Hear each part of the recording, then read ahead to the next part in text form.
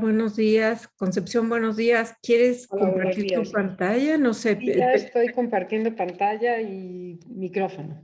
un momentito. Muy bien. Pues buenos días. Bienvenidos a la última sesión de nuestra semana académica de este año. Es para mí un gran gusto presentar a la ponente de hoy, nuestra invitada de honor, la doctora Concepción Company, que nos dará la plática de clausura de este evento y a la que agradecemos mucho el haber cedido un poco de su tiempo, especialmente en esta temporada que se le complicó mucho el trabajo. La presentación de hoy versará sobre un tópico que ha disparado una gran discusión en nuestra comunidad en particular y en todo el mundo en general, y que se titula Lenguaje incluyente, equidad, identidad o presión social. Y antes de darle la palabra, permítanme darles una pequeña semblanza de nuestra invitada. La doctora Concepción Company estudió la licenciatura en Lengua y Literaturas Hispánicas, así como la maestría y el doctorado en Lingüística en la UNAM.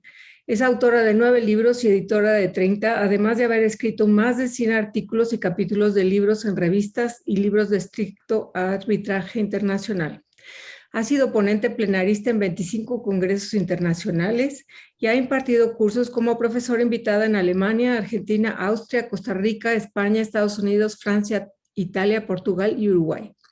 Sus áreas de investigación son la filología y la sintaxis histórica, la teoría del cambio lingüístico, la historia de la lengua española, así como las relaciones lengua, cultura e identidad. Es miembro del Sistema Nacional de Investigadores Nivel 3, así como de los consejos editoriales de numerosas revistas internacionales. Su trabajo ha merecido reconocimientos y premios diversos. En 2016 fue nombrada investigadora en mérita de la UNAM. Desde 2004 es miembro de número de la Academia Mexicana de la Lengua, correspondiente de la Real Academia Española. En 2012 recibió el premio UNAM en investigación en humanidades. En 2015 fue nombrada vicepresidenta de la Asociación Internacional de Historia de la Lengua Española. En 2017 fue nombrada miembro del Colegio Nacional y en el 2019 recibió el Premio Nacional de Ciencias de Artes y Letras, máxima distinción que otorga el gobierno mexicano a una intelectual. Pues es un orgullo tenerte aquí, Concepción, y muchísimas gracias. No, muchísimas gracias, Susana, por esta invitación. También muchísimas gracias a la doctora Laura Palomares Aguilera. Y debo decir que es un reto que una lingüista esté entre científicos de otro mundo. Entonces vamos a ver si logramos un diálogo. Voy a hablar respondiendo a la invitación que me hizo Susana López Charretón de este agitado ambiente lingüístico que tiene que ver con una lucha feminista, y vamos a ver les voy a comentar cuáles son las estrategias que están en el ambiente, cuál es mi posición al respecto, y estoy abierta al diálogo y a preguntas de todo tipo. Y bueno, insisto en este reto. Voy a compartir pantalla. Share. Bien. Efectivamente voy a hablar del lenguaje incluyente, equidad, identidad. Es un asunto de verdadera equidad, es identidad lo que aporta las diversas estrategias del lenguaje incluyente. Hay una presión social, hay una presión de corrección política muy alta. En fin, vamos a ver esto. Voy a empezar con algo que es muy sabido dentro de mi disciplina de la lingüística, de la filología, que es que hay una relación entre lengua, libertad, sociedad, una relación muy compleja, pero he resumido puntos claves para que podamos darle continuidad al tema. La primera es algo indiscutible, es que el lenguaje es una capacidad biológica del ser humano, inherente a todo ser humano. Somos los únicos seres sobre el planeta, como ustedes bien saben, capaces de unir palabras, no de emitir sonidos, e incluso de emitir sonidos con cierto significado. Eso lo hacen nuestros primos hermanos, los chimpancés, varios tipos de esas especies, pero somos los únicos homínidos superiores. Por eso somos sapiens sapiens, que es porque podemos juntar palabras y hacemos millones de sipnasis en cualquier acto de habla, incluso para decir un no o un sí. Concepción, También perdón, es, ¿podrías poner tu presentación en modo de ay, pantalla? perdón, sí, sí, No te sí, preocupes. espérame, ¿cómo se hace? Ah, sí, ya, ya, ya, Ahí, aquí voy, listo, listo. perdón. Es Gracias. que estos doctorados en tecnología de la pandemia me obligan a, perdón, gracias.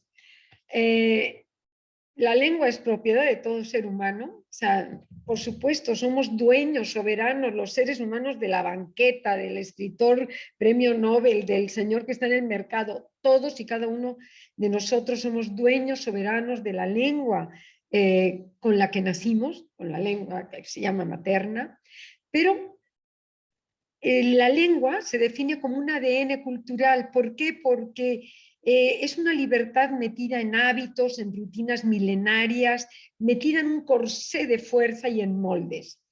Y básicamente lo que uno ve después de analizar la historia del español y de otras lenguas es que somos seres de grandes continuidades. Nadie quiere cambiar nada, queremos comunicarnos de manera rápida y eficaz y en parte por eso molestan estos intentos de modificar este ADN cultural que es esta eh, estrategias lingüísticas presentadas por minorías feministas, que ya no son tan minorías, y por minorías de grupos LGBT y más. Debo decir, por supuesto, que estoy totalmente de acuerdo con la lucha feminista, pero me parece, voy a adelantar, que me parece que es una lucha que está, si se centra en el lenguaje, no va a tener ninguna consecuencia o casi ninguna consecuencia, ahora lo vamos a ver. Y el rasgo definitorio de como seres humanos, como sapiens, es que somos seres de sintaxis libre, que significa no solo esto, que podamos poner que somos seres sintagmáticos, sintácticos, porque podemos poner una palabra detrás de otra, sino que podemos crear mucho con unos pocos patrones, con unos pocos moldes. El otro día me decía un alumno que hay una canción por ahí que muestra este rasgo de recursividad, que es el rasgo esencial, la mamá de la mamá de la mamá de la mamá, la hija de mi prima, del hijo de la vecina, con una D podemos recursivizar y comunicarnos. Los límites no están en el hablante, sino en el oyente normalmente. De cuánta recursividad podemos usar. También es indiscutible que, por definición, la lengua tiene una naturaleza inclusiva, pues porque por algo somos dueños de ella, somos libres para usarla, no requiere de esfuerzos ni de legislaciones, nunca se ha legislado, dígase así o hágase a tal, porque esas legislaciones no tienen éxito. Sí ha habido algunos intentos de decretos lingüísticos por parte de las academias, por parte también, por ejemplo, de algunos gramáticos importantes, como Nebrija, porque era el momento en que la lengua española se expandía fuera de España, hacia América, hacia Italia, estaba en Flandes también. Entonces, bueno, para enseñar una lengua de manera mejor, pues hubo decretos a los cuales nadie les hizo caso, hay que decir. O sea, el efecto de los decretos lingüísticos es que nadie hace caso, porque somos auténticos soberanos y libres de nuestra lengua.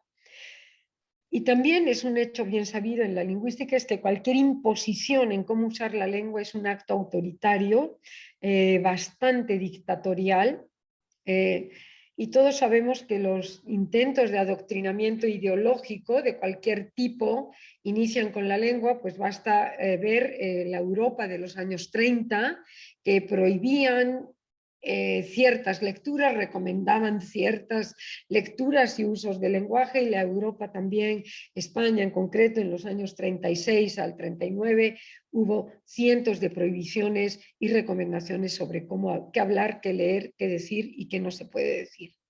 Entonces, bueno, esto es importante tomarlo en cuenta, que los adoctrinamientos rayan en las dictaduras. Y bueno, también es indiscutible que sí existe inequidad social y discriminación hacia la mujer, que no somos minoría en absoluto, somos el 50% de la humanidad, y hacia minorías sexuales, étnicas, raciales. Bueno, pues así es, lástima, qué mal, pero pues a lo mejor esto no se arregla con el lenguaje. Las minorías, las mujeres, aun no siendo minorías, estamos tratadas como minorías porque somos motivo de protección legal y de celebración. El Día de la Mujer, que es un día que me molesta muchísimo, debo decir. Siempre pregunto por qué no hay un Día del Hombre, pues porque tienen 364 y se dedican a ponernos uno. El Día de la Mujer, si es una marcha como la de hace 2 años, está bien, pero esto de que te feliciten por ser mujer es motivo de sometimiento y de exclusión, sin duda. ¿Y qué tiene que ver la lengua con la inequidad y con esta discriminación? Pues nada y mucho al mismo tiempo. La gramática no tiene nada que ver, es aséptica, es este molde sedimentado totalmente arbitrario, en el sentido de que es una convención no explícita, milenaria, sedimentada para que funcione una comunidad, pero el discurso y la sociedad, los discursos que hacemos con esta gramática sí pueden ser altamente discriminatorios porque va la valoración que se hace del otro. Pasemos ahora a un hecho muy básico, que es identidad y lengua. Hay una relación estrecha porque la lucha feminista está en este punto, piensan que es un asunto identitario. Y bueno, traje aquí la definición de identidad que da el Diccionario de la Lengua Española, de la Real Academia Española y la Asociación de Academias de la Lengua Española. Bajo la voz, subvoque e identidad da dos acepciones, que es conjunto de rasgos propios de un individuo o de una colectividad que los caracterizan frente a los demás. O sea, con la lengua nos posicionamos ante el otro. Y también conciencia que una persona tiene de ser ella misma frente a las demás. Esto se hace con la lengua, se hace con la comida, se hace con el modo de sentarse y de levantarse, son hechos culturales, pero la lengua es como el gran eje que vehicula la identidad de los seres humanos. Por eso, por todo ello, se dice que la lengua es patrimonio esencial, intangible de los seres humanos. ¿Por qué? Porque es vehículo de identidad, el gran vehículo de identidad, es nuestro soporte de visión de mundo, es una actividad transversal a la vida cotidiana de cualquier persona en cualquier profesión y actividad a la que se dedique. Ustedes a lo largo de una semana usaron lengua, una lengua especializada, pero usaron lengua en esta actividad. Y es el vehículo, es nuestro mejor vehículo de adscripción y de interacción social. Y en estos 4 o 5 rasgos está centrada la batalla feminista, como vamos a ver. Voy a explicar un poco por qué es necesario la gramática de siempre, o sea, la gramática tradicional. Es género gramatical, eso es lo primero. Pues es una categoría en las lenguas que tienen género, que son muy pocas en el mundo. Es una categoría morfológica porque va dentro de la palabra, también morfosintáctica porque permea otras palabras, que orienta al oyente en cómo entender e interpretar una cadena de palabras. Esto es importante, o sea, el género gramatical en las lenguas que tienen género sirve para orientar al otro, al que nos está oyendo, que no se nos despiste mucho y siga el hilo comunicativo. Y traje ejemplos muy básicos. La mesa amarilla, que estaba vieja, fue restaurada, todo en A. La lengua española tiene una obsesión y dicen, pues es que es mesa, que acaba en A y por eso es femenino. Y bueno, les traje el otro ejemplo, es que acaba en O, sillón, por eso es masculino, el sillón amarillo que estaba viejo fue restaurado. Eso no es así. Hay masculinos en A, como el problema, y hay femeninos en O, como la foto, salió oscura. Entonces son pistas para el oyente, para que no se despiste, y puede ser casos como este. El amante llegó vestido de negro, yo estoy contando aquí un chisme de que hubo un amante que llegó vestido de negro, o la amante venía vestida de negro y el otro, el oyente dice, dijiste él o la amante, o sea, se quiere enterar bien del chisme y yo puedo decir la. Ese la es un artículo limítrofe con un pronombre y bueno, eso se ha podido decir siempre a lo largo, ha estado siempre así en la historia de la lengua, no ha cambiado. Entonces, género es orientación para el oyente, básicamente, en la gramática tradicional. Esto también es básico de gramática, género y arbitrariedad. La gramática no es binaria, como acabo de comentar, los femeninos no son A, los masculinos no son O, aunque haya muchos femeninos en A y muchos masculinos en O. La biología sí es binaria, por supuesto, solo hay hombres y mujeres, pero las identidades sexogenéricas distan de ser binarias, por eso se le pone ese más ahí a las minorías LGBTTI más, lo que se acumula esta semana o este mes en cuanto a identidades sexogenéricas. La gramática tiene muchas posibilidades de marcar género y esas marcas están normalmente en los diccionarios. Si ustedes acuden a un diccionario, el de la lengua española o el diccionario de mexicanismos de la Academia Mexicana de la Lengua, pues si ven una F significa que es femenino, aunque lleve O, la mano. Sabemos que es femenino en ciertos dialectos porque decimos la manita, o sea, al ponerle diminutivo se desdobla, aparece la morfología femenina de esa palabra, pero lo cierto es que en muchísimos dialectos, como en Uruguay, Argentina, Chile, como ustedes sabrán, dicen la manito, es decir, el diminutivo no obliga a desdoblar el femenino, con lo cual es una muestra de arbitrariedad total. Hay femeninos en ion, como la solución, masculinos en A, por supuesto, el problema, el tema, el mapa, y eso va marcado con una M, y por eso se puede, como es arbitrario y los dueños de la lengua soberanos somos los hablantes, se pueden hacer bromas lingüísticas, las soluciones, los problemas son masculinos, las soluciones son femeninas, o sea, se puede jugar con la lengua, sin duda. Hay un tipo de género que siempre ha estado ahí desde el latín, es género común, se marca con COM en los diccionarios, donde hay que meterle un poco de sintaxis para saber si es masculino o femenino, el comerciante, la comerciante, el estudiante, la estudiante, un fiscal, una fiscal, y debo decir que en la historia de la lengua este género común muchas veces se ha desdoblado. Tenemos el marchante, la marchanta del mercado, las comerciantas, y hay fiscalas en la historia de la lengua. Y el género ambiguo significa que es indiferente al género, que lo puedo decir en masculino o femenino. Juan es un lacra, Juan es una lacra, puede ser masculino y femenino la lacra o el lacra. Se puede decir fulanita o fulanito tiene buen sazón, buena sazón, y yo puedo decir hoy hice unos abdominales o unas abdominales. Eso se llama género ambiguo y está en los diccionarios. O sea, estas posibilidades son las de género, que son pistas para el oyente.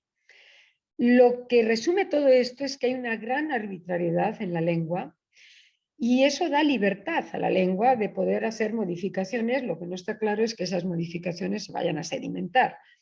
Y bueno, la prueba de esta libertad es que los seres humanos somos muy, muy económicos y nadie tiene nada gratuito y nadie tiene lengua gratuita. A veces los políticos parece que sí, pero en general no. Nada es gratuito y entonces tenemos el arte, pero cuando se pluraliza para las varias artes, las artes. El cólera como enfermedad, la cólera en femenino, la cólera de los dioses o la cólera de... Y bueno, es totalmente arbitrario y esta arbitrariedad que da libertad viene desde el latín.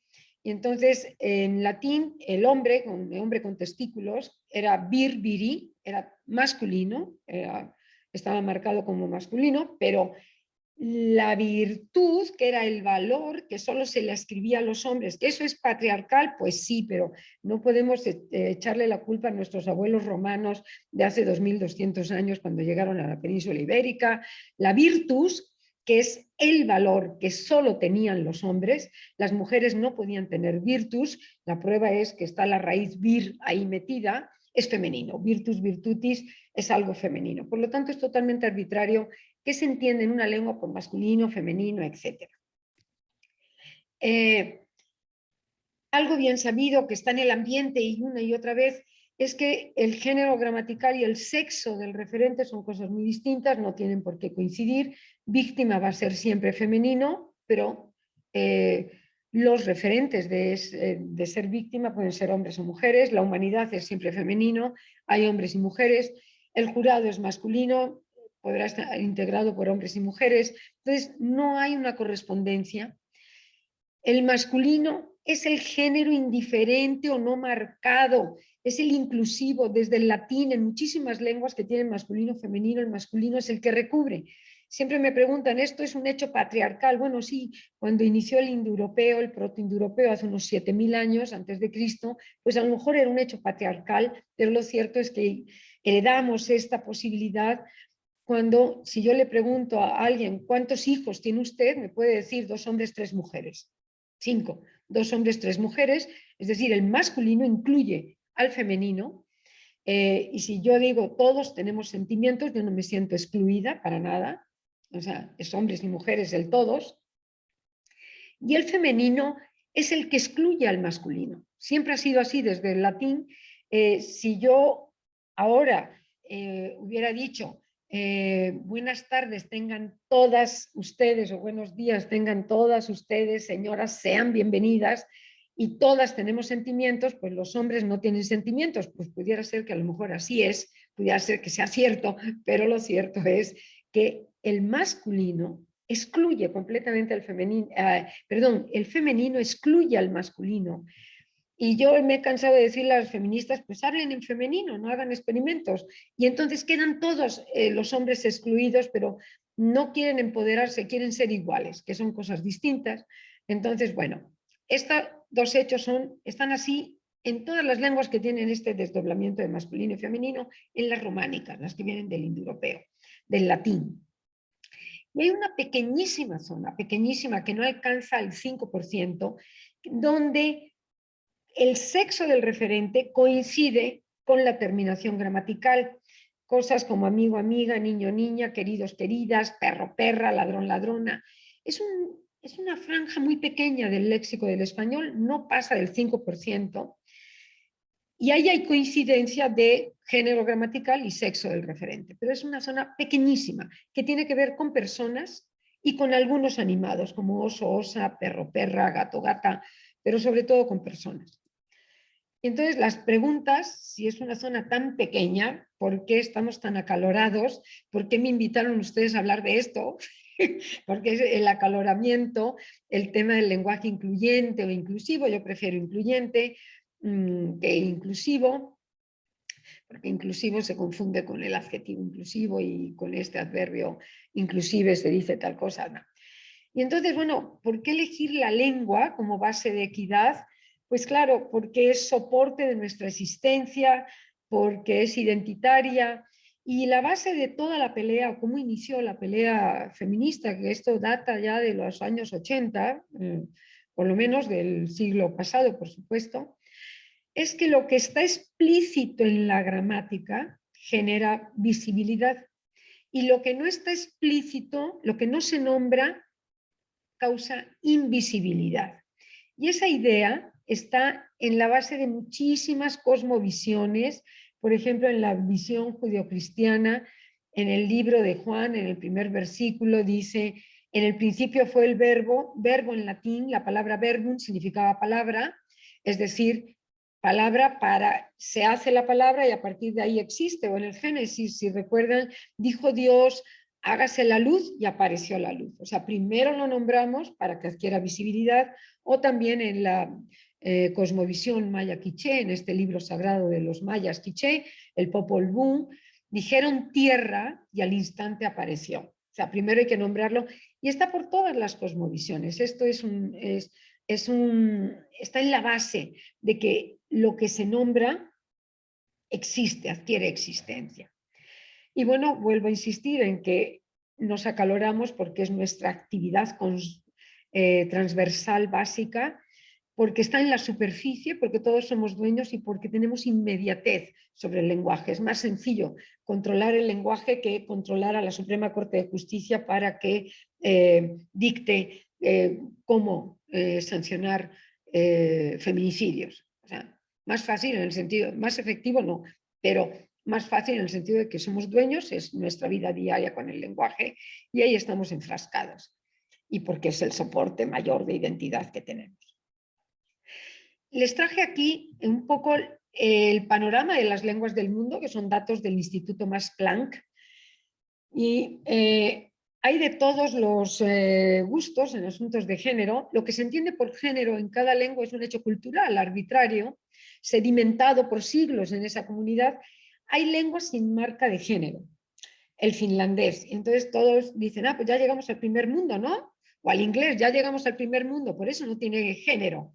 Pero resulta que las lenguas semíticas todas, el turco, el farsi, que es la lengua cotidiana de Irán, y todas las lenguas semíticas no tienen género.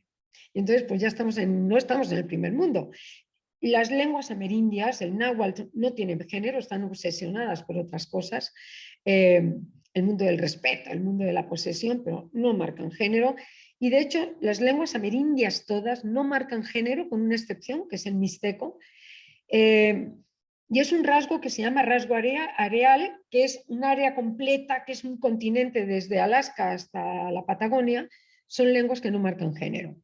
Hay lenguas con dos géneros, como el español, como todas las romances, francés, italiano, con algunos restos de neutro que son herencia del latín, como lo bueno, lo feo, ese lo, o esto, eso, aquello. Lenguas con tres géneros, con latín, griego, y que entendían los latinos por masculino, femenino y neutro, no tiene nada que ver con lo que nosotros entendemos por masculino, femenino y neutro. Viri era masculino, pero la virtud es femenina, virtus, virtutis es femenino, el ejército es masculino, exercitum, pero las alas del ejército, cornua, son neutras. O sea, es totalmente sedimentación ADN cultural en cada comunidad. Hay lenguas con 4 géneros, el Yirbal, una lengua de Australia, del desierto. Hay lenguas con 5 o más géneros, como el mixteco, que tiene masculino, femenino, animado, inanimado y sagrado. Y lo que el mixteco, esa lengua de Oaxaca, entiende por sagrado, masculino y femenino, no es exactamente lo que nosotros entendemos por masculino, femenino. Animado. Las lenguas bantúes, que están en la franja central de África. Y bueno, y algunas lenguas con género pueden hacer coincidir sexo con algunos de los géneros, pero no necesariamente. El caso del español, pues es esa franja de 5% de coincidencia. Este es el mapa, es de acceso libre, The World Atlas of Language Structures. Si ustedes buscan gender, van a encontrar un articulito de 7 páginas, muy claro, que resume esta diapositiva anterior, más bien no la resume, la hace explícita. Y tienen ustedes blanco, es una muestra hecha en el Max Planck con las lenguas para las que se tiene acceso, con gramáticas explícitas sobre asuntos de género, con una muestra de unas 600 lenguas, que no son pocas. Y bueno, vean que blanco es lenguas que no marcan género, y ahí hay un punto negro en América, como ven, y ese punto negro es el mixteco, que yo les decía.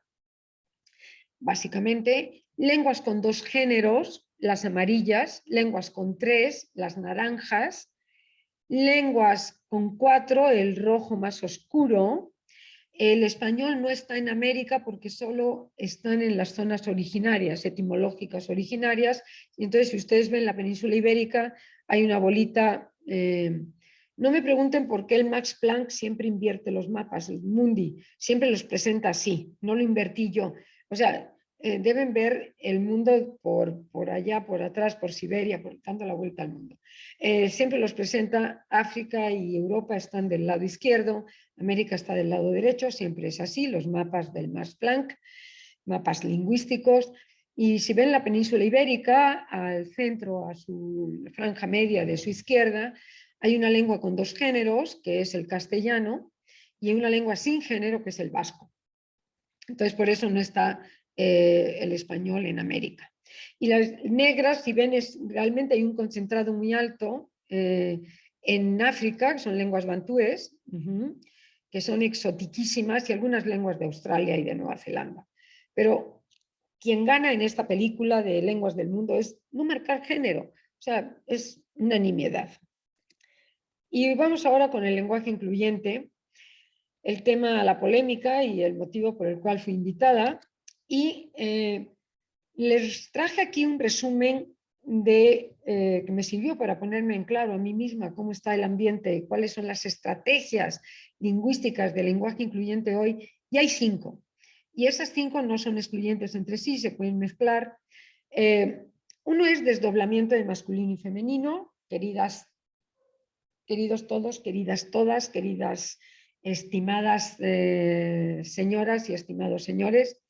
La famosa E del todes, que es género neutro o genérico para las feministas, pero es género binario o género fluido para ciertas minorías con otras identidades sexogenéricas. La arroba, impronunciable. La X, impronunciable.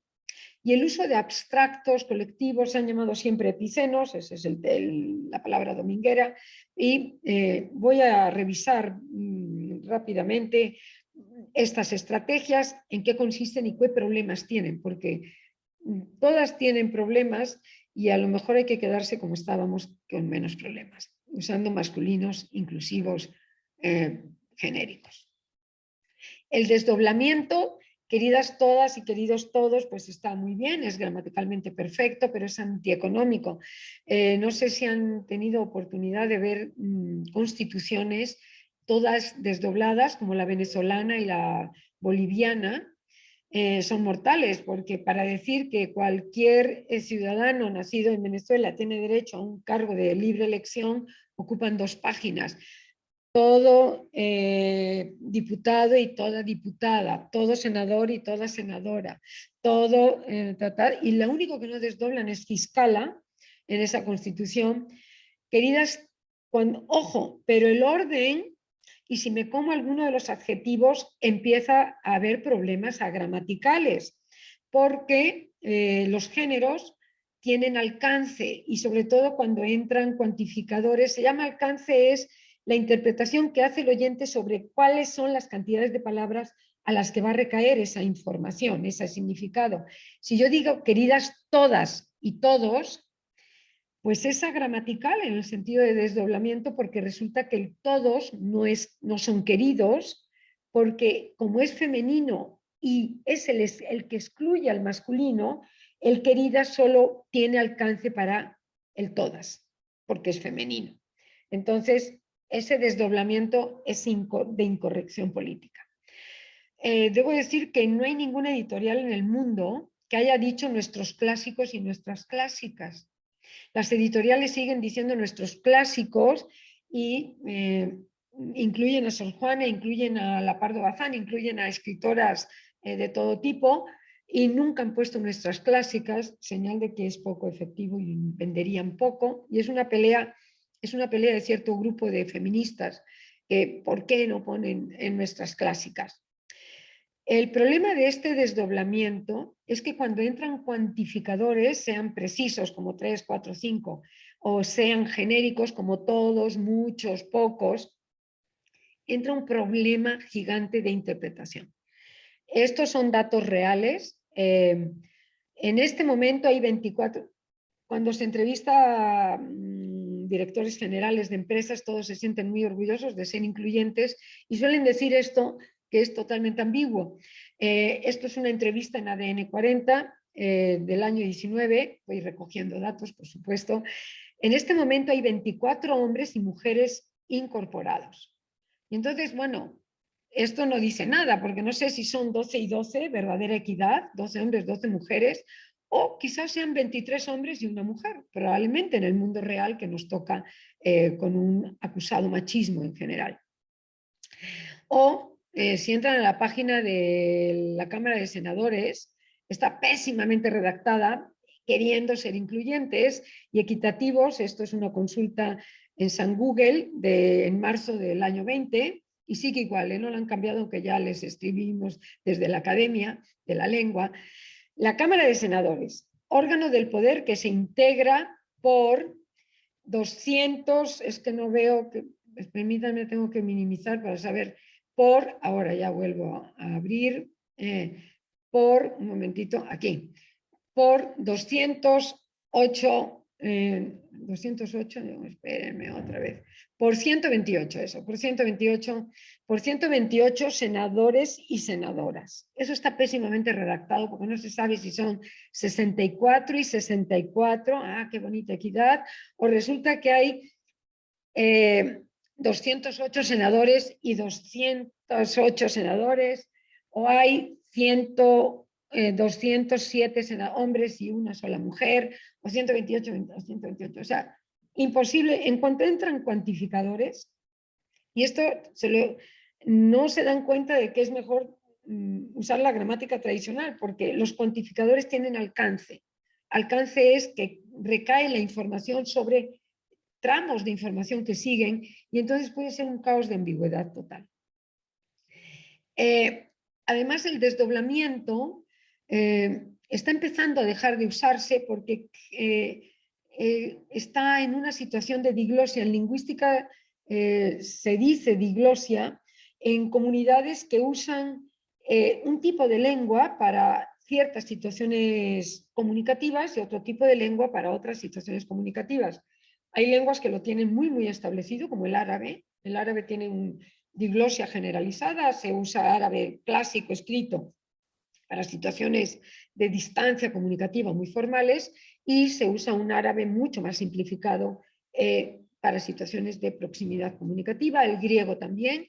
El griego, uno pide café en la plaza en Atenas con demotiquí, que es un griego muy simplificado en morfología, pero si tiene que escribir algo en griego usa katarebusa, que es un griego con una morfología muy compleja, mucho más elaborada. Bueno, ¿por qué estamos este desdoblamiento? La pregunta ¿es gramática? Sí, es ya una gramática, la del desdoblamiento, parecería que no, que está en un estado como de pregramática, de diglosia, porque solo se usa con referentes positivos y en eventos positivos, estimadas todas y estimados todos, y además lo correcto es poner el femenino, por la corrección política es poner el femenino por delante, las y los jóvenes en edad de votar, que es ese la, dijiste él o la amante, es el la que está entre artículo que va a introducir un sustantivo, un pronombre que tiene valor por sí misma, las diputadas y los diputados, pero nunca jamás, nunca se ha documentado, yo he buscado por los periódicos, en los corpus electrónicos y no hay frases que son perfectamente posibles y que sería lo normal si fuera verdadera gramática. Las violadoras y los violadores de la ley serán castigados, eso no está documentado. Los asteriscos en lingüística significa que no están documentados. 2 sicarias y un sicario ejecutaron a un implicado, eso no está. Las y los homicidas gozan de impunidad, no está. Esta pandemia ha causado 1.000 muertas y 1.350 muertos, eso no lo ha dicho ningún informe, ningún político jamás. Y, ¿por qué no decir corruptas y corruptos del mundo unido? Pues unidos, ¿no? Porque yo supongo que también hay corruptas, pero cuando es negativo, el asunto del desdoblamiento no funciona. Por lo tanto, pareciera que no es verdadera gramática, todavía. Yo siempre digo todavía porque habría que tener una bola de cristal para saber qué va a pasar en la sedimentación del ADN cultural de la lengua española. Pasemos a la E. Claramente se está resemantizando o están en un intento de resemantización de la E y el problema de la E es que tiene una polisemia bastante incómoda porque ¿cuál es el significado de E? Pues depende. Es un referente en el mundo, masculino o femenino, y lo sabemos por el entorno sintáctico, y esa sería la gramática tradicional.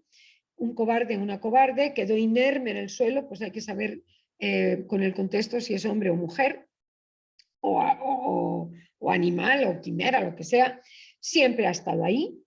Las feministas, para las feministas la E es inclusión y es equidad, y es un genérico, es un género genérico, como un incluyente total, y por eso el nosotres, compañere, traductor, muchas feministas se anuncian para trabajo como traductor, reviser, y hombres que se adhieren a la causa feminista, se solicita traductor y hay 3 traductores, bueno, pero nunca nunca ha habido ni hay cosas que son genéricas indefinidas, como cualquieres, algunos, otros, etcétera. Para la comunidad LGBTTI+, no es un genérico, es un género no binario, es que no es ni masculino ni femenino. No me pregunten qué significa no ser ni masculino ni femenino. No me pregunten qué significa ser género fluido, porque no alcanzo a entenderlo y tengo amigos de esta comunidad y a veces entre ellos difieren qué se entiende por género no binario, género no fluido, y recuerdan que causó una luz de noticias una mujer o una persona que dijo, no me diga usted compañera, dígame compañere, en el Tecnológico de Monterrey hace unos meses, y bueno, una luz de ríos de tinta con ese asunto. Entonces, bueno, son 3 significados. ¿Y cuál es la efectividad real en equidad del empleo de esta E? Pues yo creo que ninguna, porque la gramática es esta rutinización, estos moldes, esta herencia, y siempre ha habido marchantes y marchantas desdoblados, y entonces si queremos resignificar, resemantizar la E, pues tendríamos que no desdoblar la marchanta.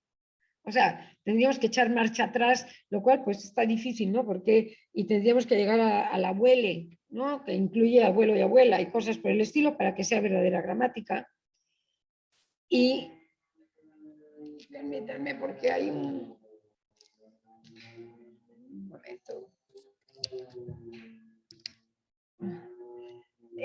Y bueno, estos son datos de reales, de cartas y de mensajes que voy recogiendo. Lo que se nota con esta es que es prácticamente imposible sostenerla a lo largo de todo el mensaje. Esto es de un hombre culto. Hago la indicación de culto porque esto tiene que ver con un tipo de cambio. Queridos todos, siento que la invitación para comer debe haberse perdido entre mensajes, pero también creo que podría ser en enero. Ahora los lugares para comer están cada vez más frecuentados. Por edad, mis 3 hijas todavía no están vacunadas y seguimos siendo muy precavidos con las salidas. Es un hombre culto de segunda generación y entonces yo me pregunto, ¿y el precavides? Porque tendría que estar ahí, ¿no? Y esto es una mujer que dice, se fue el internet sin clases, llevaré a mis hijas al parque, están contentos. Y el contentes, es decir, lo que se nota con estos mensajes es que es un asunto de laboratorio bastante artificial, porque la lengua no hay que pensarla, pues, no hay que estarla pensando, hay que usarla. Y entonces todos estos intentos terminan cojos porque no logran sostener todos los adjetivos con la E, lógico. La tercera estrategia, tercera y cuarta, las incluí en esto impronunciable, que es la X y la arroba. Son impronunciables, por eso les traje aquí este dibujito, este emoticón con un cierre en la boca, porque no se puede pronunciar. La tinx, querida, y ya para mí la arroba es un signo de medida, aunque yo no veo ahí una A con una O. Y esto para mí es totalmente elitista, mal que les pese a todas las feministas, porque la oralidad, esto rompe la oralidad, el carácter básico, biológico e histórico de la oralidad para las lenguas del mundo. O sea, solo unas pocas lenguas, que son 3-4% de las lenguas del mundo, han desarrollado escritura. El 96-97% de las lenguas del mundo inventariadas por el Max Planck a finales del año 14, fue el último gran inventario de lenguas vivas, son 6.102, y 97% no ha generado escritura. Entonces es totalmente elitista. Generar escritura no significa, cualquier lengua se puede transcribir con un alfabeto fonético internacional. El alfabeto fonético internacional, o IPA por siglas en inglés, cualquiera se puede transcribir, pero eso no es escritura. Escritura es un acto muy simbólico, abstracto, de sedimentación por siglos. La última lengua escrita que conocemos fue el armenio, que empezó para escribir liturgia en el siglo XIV. Desde el siglo XIV no se ha generado ninguna lengua escrita, escritura, sea escritura jeroglífica, sea silábica como la cuneiforme o la maya, sea alfabética como las lenguas romances, sea ideogramas como el chino, ninguna después del siglo XIV. Y 97% de las lenguas del mundo tienen prioridad, no tienen escritura, y bueno, prioridad biológica significa que cualquier ser humano que nazca sin una patología cerebral o de aparato fonador puede hablar su lengua y ser dueño de ese patrimonio materno. Y prioridad histórica es que la escritura tiene 200.000 años, cuando mucho, lo sabemos por yacimientos arqueológicos, pero el cerebro de los seres humanos y la lengua tiene una antigüedad histórica, una profundidad histórica muchísimo mayor a los 200.000 años. Y entonces, bueno, mi pregunta es, las sociedades que viven en la oralidad, que tienen el mismo espesor cultural de la escritura, porque hay personajes en esas comunidades, siempre hay personas encargadas de transmitir conocimientos. Son famosas las storytellers, son mujeres las storytellers de las lenguas Mohawk y de otras lenguas de Estados Unidos. Y en el caso de la península balcánica, son hombres los que transmiten este conocimiento oralmente. Entonces, bueno, no tienen derecho a la equidad las otomíes o las mujeres mixtecas o las mujeres zapotecas. Y bueno, ¿y cómo lograr equidad vía escritura que tiene alta dependencia, que es impronunciable para empezar, y que tiene dependencia de haber pasado por la escuela y de preferencia tener un teclado de computadora o de teléfono? O sea, es de un elitismo absoluto y yo le pongo tache a esta estrategia. Y hay un uso, última estrategia, que es intentar usar abstractos, colectivos. Eso es algo mejor. El resultado es un poco el lenguaje de laboratorio, pero si nos esforzamos, la lengua requiere esforzarse para ser más claros, más incluyentes. Y entonces hay recomendaciones, ahora que es el profesorado hará 3 actividades en vez de los profesores y las profesoras. Se buscará la comprensión en el aula en vez de que se buscará que el alumno comprenda. Esto está por todos los manuales de equidad. La juventud en edad de votar en vez de los jóvenes y las jóvenes en edad de votar. Se prefieren estos abstractos. La presidencia tendrá voto de calidad, la dirección tendrá voto de calidad, en vez del presidente, la presidenta, el director, la directora. La Suprema Corte de Justicia ha hecho un avance, que para mí es un avance importante, ley del aborto para personas gestantes en vez de para mujeres gestantes. Debo decirles que para mí está en proceso de ser avalada esta ley. Está bien porque habrá biologías femeninas cuya mundo cognitivo no sea femenino, y entonces mejor personas gestantes, pero ha habido fuertes reclamos de las feministas de que otra vez con esta redacción de personas gestantes las quieren invisibilizar. Somos mujeres, nos van a invisibilizar, las únicas que podemos gestar somos las mujeres. Entonces, bueno, para pronto no se le da gusto a nadie. Eso es lo que resulta de todo esto. Pero el resultado parece un poco lenguaje de laboratorio, sí bastante, pero no importa, se puede uno esforzar y construir mejor discurso, porque lo cierto es que sí hay discursos. La gramática es bastante arbitraria, es arbitraria totalmente, neutra, aséptica para asuntos de género, como acabamos de ver, pero los discursos y los modos de redactar pueden ser absolutamente discriminatorios. Aquí les traje un par de ejemplos. Y yo sí creo que hay que evitar la discriminación en el discurso, en cómo armamos discursos. El diccionario de la lengua española en línea, si ustedes buscan humano, humana, dice adjetivo, dicho de un ser que tiene naturaleza de hombre. Y luego ponen ser racional, claro, porque están entendiendo que homo hominis en latín, hombre viene de homo, hominis, no era masculino, sino era ser humano. Pero en el mundo actual del año 21, eso nadie lo entiende así, sino que parece de un patriarcado absoluto, y entonces las feministas, fuego al patriarcado. La semana pasada regresé el lunes de España en una reunión de academias y le dije, por favor, arreglemos esto porque ya estoy harta de que me escriban, de que escriban a la Academia de México diciendo que esto es totalmente machista. Perteneciente relativo al hombre, propio del hombre. Ya nadie entiende hombre como homo, sino como masculino, con características biológicas de hombre masculino.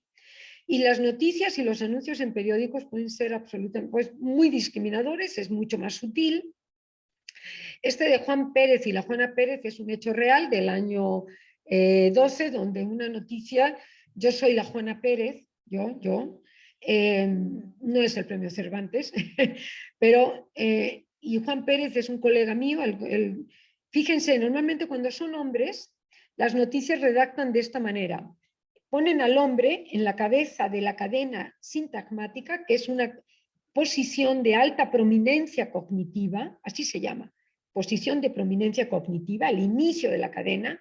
Juan Pérez fue reconocido con concordancia para el Juan Pérez y el premio lo suelen poner después. Se llama oblicuo porque lleva una preposición por medio. Fue reconocido con el premio Cervantes, con el premio que sea. Cuando son mujeres, esto está empezando a ser muy cuidado porque hemos hecho protestas o hemos hecho comunicados para que lo tomen en cuenta los periodistas. El premio va por delante, cuando son mujeres las premiadas, el premio suele ir por delante, concuerda el verbo con el premio y no con la mujer, y la mujer está en la cola, así se llama, cola de la cadena cognitiva, que es una zona de baja prominencia cognitiva y por lo tanto de baja prominencia comunicativa para el oyente. El premio Cervantes le fue otorgado a Juana Pérez. Esto sí es desigual, esto desequilibra, si el mismo...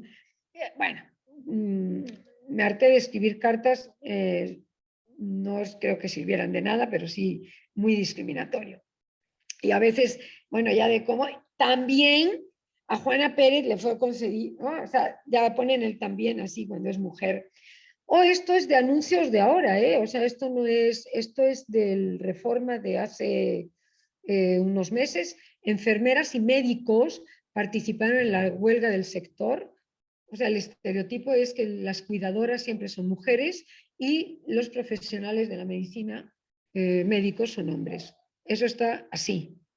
Y esto es un anuncio que pueden ustedes entrar a Google. Necesito una enfermera de confianza para cuidar de sus padres o de su padre o algo así. Es decir, las cuidadoras del mundo somos mujeres y entonces eso es un estereotipo y yo creo que sí hay que romper con estereotipos, hay que esforzarse, hay que redactar sin dar prominencias cognitivas desequilibradas y como estos hay muchísimos ejemplos. Estas estrategias, las 5, cualquiera de las 5, ¿van a tener un futuro exitoso? Pues miren, no lo sé, ya casi estamos acabando. En lingüística, cuando quienes trabajamos en cambio lingüístico, vemos, hay dos tipos de cambio, unos que se llaman cambios desde arriba, que son las élites, la aristocracia en la Edad Media, en el siglo XVI, que establece unas innovaciones y esos usos bajan al pueblo llano, a la clase media del pueblo llana, y otros usos que se llaman cambios lingüísticos desde abajo, que son los hablantes de la banqueta, del mercado, imponiendo sus usos lingüísticos, sus hábitos lingüísticos. Yo solo conozco dos cambios desde arriba en la historia del español. Cuando digo cambio cumplido es que son cambios que ya se convencionalizaron y que ya todo el mundo lo dice así. Uno es el de usted, el adverbio usted viene de una fórmula de cortesía vuestra merced. Pasó por unos estados intermedios bien documentados, voisin, voisarced, etcétera, varios.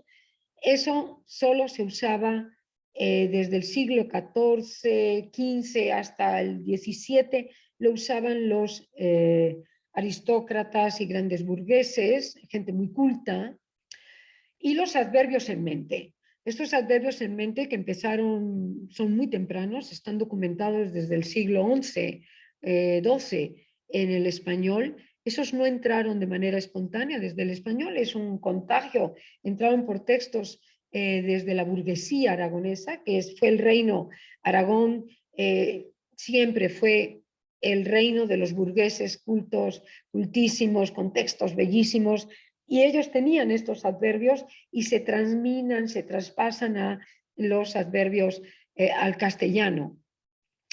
Y voy a contarla, son dos cambios desde arriba, y este cambio en proceso, las 5 estrategias, es desde arriba también, porque solo lo usan mujeres cultas y hombres cultos. O sea, no hay nadie en la banqueta y en el mercado que esté preocupado por decir querides todes o decir mis abueles. Son mujeres con un rango etario entre 20 y 35, 40, luego ya se les empieza a olvidar, cuando entran al mundo laboral se les empieza a olvidar este asunto. No sabemos si se va a generalizar, pero todas las estrategias, todas las 5, son de gente culta. No, o sea, el pueblo llano, el de la banqueta, los dueños de la lengua de todos los días, los millones de hispanohablantes no usan estas estrategias. Es un cambio desde arriba, claramente. Y la predicción es que probablemente no se generalice, porque tienen que ser cambios donde el hablante no se corte a los 40 años en sus estrategias, siga y siga, no por imposición, sino por usos y costumbres. Y entonces, pues, quién sabe, este cambio, que son 5 estrategias, no sé si va a quedar. Mi predicción es que va a quedar poco. Y hay cientos, miles de cambios desde abajo. La aparición de che en el español, el latín no tenía che, no tenía jota. Eso es un cambio de banqueta del mercado. Eso está documentado en la vida cotidiana. Los cuantificadores en A, como un madral, un titipuchal, todo eso es de abajo, de banqueta, y han proliferado, ¿no? Y no solamente para cuantificadores, sino también colectivos como jitomatal, etcétera. Entonces, bueno, esto hay que tomarlo en cuenta, que es un cambio desde arriba, y yo solo conozco 2, a lo mejor hay alguno que yo no conozca, y esto es un cambio en proceso, no está cumplido aún, no sabemos si se va a generalizar, pero la predicción es que, como viene de gente muy culta en general y gente de activismo, de palestra, pues las predicciones son que va a tener poco éxito, creo yo. La pregunta que estaba en el título de esta conferencia es presión social, presión gramatical. Presión gramatical tipológica. Tipología es esta visión de lenguas del mundo. Pues quizá un poco, porque las lenguas del mundo no marcan género, pero yo creo que eso es una presión mínima. Desde el inglés, sí, es una lengua de imperio sin género, por supuesto que hay presión. O sea, en inglés es la lengua donde empezó la corrección política. En los años 80, policeman ya no se podía decir policeman, había que decir police officer. Entonces, por supuesto que sí. Y no sé si vieron que el New York Times sacó una pelea del gobierno francés acusando de imperialismo, porque el diccionario del francés acaba de incorporar un pronombre il, que es una mezcla de il y el, no el diccionario académico, sino el equivalente a Larousse.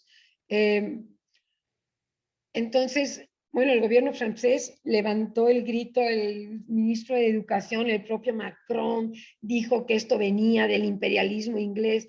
En parte sí, o sea, ellos fueron los que empezaron este asunto de la corrección política. Esta identidad y resiliencia de las mujeres, esta pelea y de los activistas, sí, es un asunto de activismo y de posicionamiento, sin duda. Y estamos entrando a algo con lo que empezó la conferencia, con lo que empecé en la conferencia, es que estamos empezando a tener miedo a la incorrección política. Y eso es totalitarismo, eso es dictadura. Es decir, yo nunca desdoblo, nunca uso nunca uso estas estrategias, y por eso dejo de ser feminista. Me están empezando soy una conservadora, no quiero usar el adjetivo conservador en estos tiempos porque está un poco desgastado.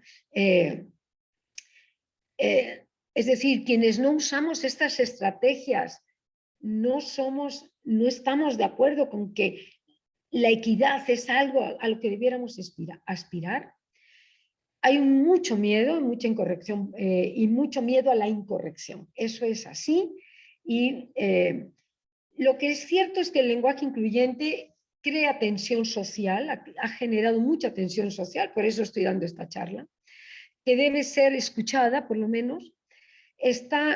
También es cierto que es una moda que posiciona como activista a quien lo emplea. Nadie en su casa de todos los días dirá: niños y niñas, vamos a la escuela, ya es hora de desayunar. Niñes, queridos niñes o querides niñes, eso en su casa yo creo que nadie, es activismo. Yo creo que las activistas no quieren, las feministas no quieren cambiar el lenguaje, pero usan el lenguaje como el soporte más inmediato, más superficial y de mayor audiencia y visibilidad. Y se están produciendo cambios sociales muy, muy importantes que quizá puedan incidir en el futuro, ¿no? Actualmente te presento a mis padres, pueden ser 2 hombres sin ningún problema. Podrían ser 2 mujeres, no se puede decir en México porque es tabú, te presento a mis madres porque podría causar broma y etcétera. Y han entrado palabras, están entrando, no sabemos si van a quedar en los diccionarios, familias monomarentales, donde es la mujer la que está al frente de la familia. La causa casi siempre es abandono de la pareja, y se juega con más, para más, no sabemos si va a quedar, pero bueno, está creando una tensión. Aquí les traje, es tal la presión política. Esta es la Universidad de California en el campus San Diego, pero ya está también en Berkeley y está en Stanford también. Entonces, bueno, se tronaron la etimología de history, del griego, y en los anaqueles de la biblioteca está herstory. O sea, puesto encima, abajo está history, las áreas de biblioteca, está herstory y ha cundido por todos los campus de la Universidad de California. Y aquí les traje algo que me sorprendió muchísimo en La Coruña, en España, en el Museo de Historia Natural, pues homínidos y homínidas, sección de homínidos y homínidas. Imagínense, deben ser homínidas empoderándose desde hace 20 millones de años, una cosa sorprendente. Y esto no es tan reciente, esta es una foto del año 2009 o 2008 que la tomé sorprendidísima, pues están las homínidas empoderándose en La Coruña, España. Unos datos muy breves de que no hay nada nuevo bajo el sol. Aquí están las posibilidades de la feminización del género. Quevedo, Francisco de Quevedo, un escritor del siglo XVII, en Madrid se juntaron cuantos pobres y pobras, o sea, eso está en Quevedo, y luego lo tomaron algunos escritores, pero no quedó, ahí está el desdoblamiento.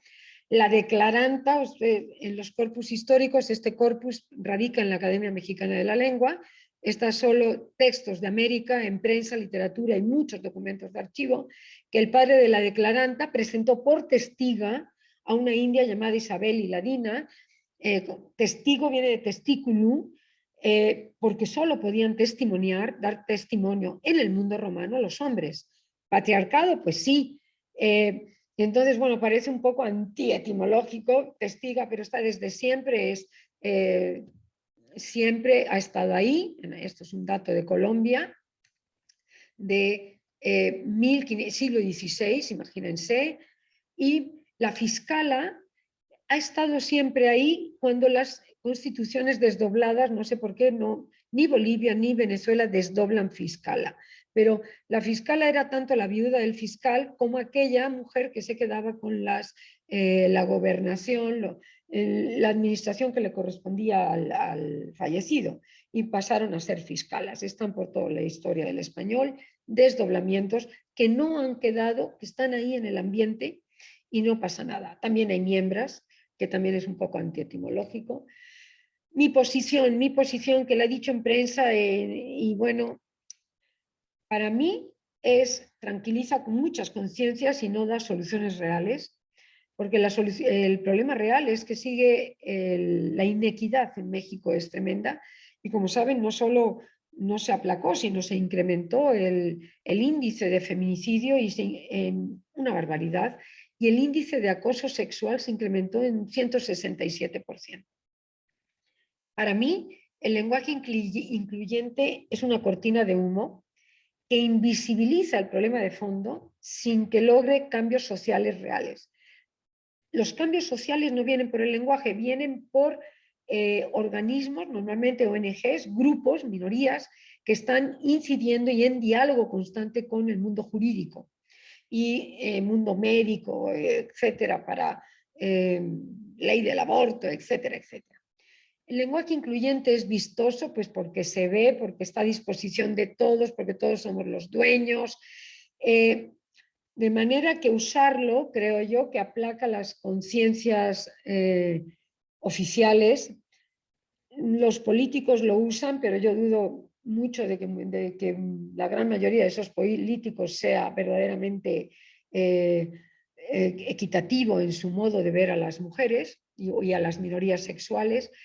Propicia la creencia de que ahora hay mucha más igualdad e inclusión de minorías, e igualdad de sexos, y yo creo que invisibiliza la verdadera lucha social por la equidad.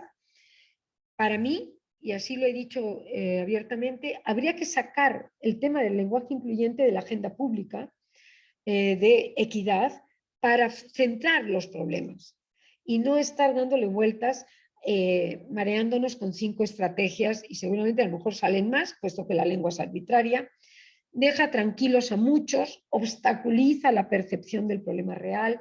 Yo estoy segura que aquel individuo que mató o que mandó matar a su esposa, aquel individuo que era un CEO de Amazon en América Latina o Amazon México, estoy segura que estaba obligado por presión social y por miedo a la incorrección política a desdoblar, lo cual no le quitaba lo patriarcal, lo machista, etcétera, etcétera. Entonces, yo creo que habría que sacarlo de la agenda pública y tendríamos mejores avances. Conclusiones, muy pocas. Las palabras sí importan, pero los hechos importan mucho más. Como anécdota, cuando empezó la agenda de género en la UNAM, de esto ya tiene mucho, contrataron a una publicista, una mujer, que por cierto radicaba en Cuernavaca y pertenecía a alguno de los institutos que están en Cuernavaca. Y entonces, por la UNAM, ustedes vieron en el campus de CEU, igualdad es que te digan arquitecta. No, por favor, qué estupidez es esa. Igualdad no es que me digan arquitecta. A mí me pueden no decir nada, me pueden decir, oye, tú. Igualdad es, el punto nodal es, no quiero que me incluyas por ser mujer, porque es un hecho biológico, pero no quiero que me excluyas de los espacios, del trabajo y con peor salarios por ser mujer ni por ser minoría, porque eso es un hecho social. En resumidas cuentas, esta es la conclusión.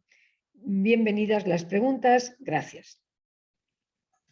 Muchas gracias, doctora Company, por tan extraordinaria plática. Vamos a pasar a la sesión de preguntas. La doctora Palomares, por favor. Sí, muchas gracias, Cintia. Bienvenida, Concepción, aquí al instituto. Soy Laura Palomares. Gracias por mencionarme al inicio, la directora. Y bueno, gracias por la plática. Creo que es muy oportuna. Bueno, hiciste varias veces referencia a lo que sucedió aquí, que fue realmente que cambiamos del correo de todos a comunidad. No sí. Creas que ahora es todes ni nada así, pero bueno, es bueno saber que ese cambio tan ligero pues causó tanto escozor y creo que eso dice mucho de la comunidad toda. Quisiera preguntarte, ¿qué es lo que diferencia a estas sociedades que tienen los lenguajes con género y las que no incluyen género? ¿Existe algo en particular que determine el orden social o algo que determine cómo es que evolucionan estos lenguajes? Está estudiado por lingüistas. Las lenguas, esas comunidades con género o sin género, los cambios en realidad no los determina la lengua es el repositorio. Los cambios entran por la sociedad entran por cambios del mundo jurídico, del mundo de peleas sociales, y a veces se reposan y se codifican en la lengua, pero no hay ninguna diferencia entre mecanismos de cambio entre una comunidad otomí y una comunidad inglesa en la lengua. Lo que hay son grandes diferencias sociales, antropológicas, culturales, de peleas hechas y bien dadas. Somos herederos de peleas de nuestras abuelas, ¿no? Que es realmente de finales del siglo, tatarabuelas de finales del siglo XIX. Entonces, no hay cambio, no hay diferencias en mecanismos de cambio. Gracias, doctora Company. Tenemos en el chat unos comentarios. En el caso de estimadas investigadoras y estimados investigadores, ¿es correcto porque usted dijo todos somos dueños de lengua y no dueños y dueñas? No estoy criticando, solo quiero saber cómo usar la lengua correctamente. Mi lengua natal tiene 3 géneros. Bien. Usted es el doctor Joseph Dubrovsky, su lengua natal es el ruso. Sí, tiene una morfología compleja, efectivamente. Si yo digo todos somos dueños, yo no me siento excluida. O sea, yo sigo usando el masculino genérico e inclusivo, ese del latín, el que siempre ha estado. Y yo me resisto a estar desdoblando porque la verdad no tengo tiempo de estar pensando cómo tengo que usar la lengua. De hecho, no hay... hay algunos artículos médicos desdoblados y son un desastre porque al final no sabemos si los niños están enfermos, las niñas menos, porque dejan de desdoblar o dejan de usar la E y entonces los que no están codificados así quedan en el aire y no sabemos qué le pasó. Hay artículos médicos, a mí me los han hecho llegar y, bueno, un desastre.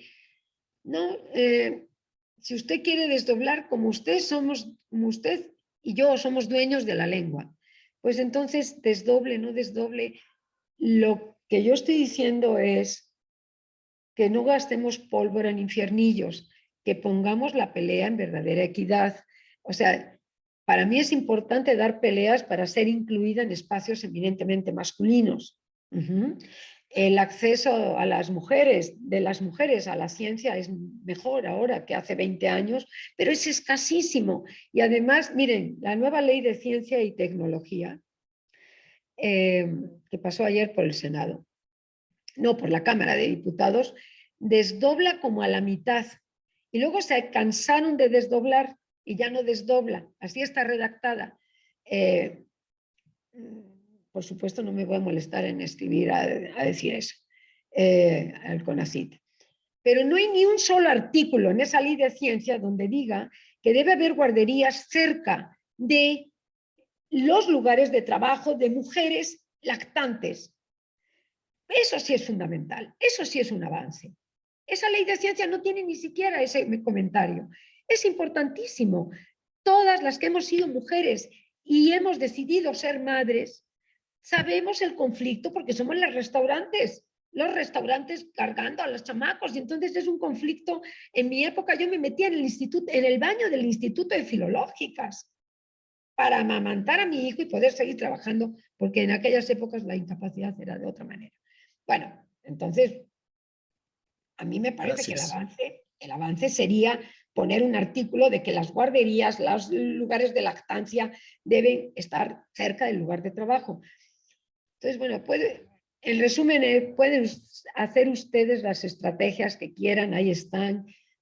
El éxito va a ser muy limitado. Tania Sí, Castillo. gracias. Muchas gracias, doctora Company. Perdón, Joseph, tenemos otras preguntas y poco tiempo. Sí. El doctor Enrique Renaud tiene levantada la mano. Adelante, Enrique. Hola, muchas gracias por darme la palabra y muchas gracias por la plática, estuvo extraordinaria. Yo ya había leído algunos de sus artículos y coincido con usted en prácticamente todo lo que dice. Pero vi una coincidencia interesante en el mapa de Max Planck de la diversidad de los lenguajes.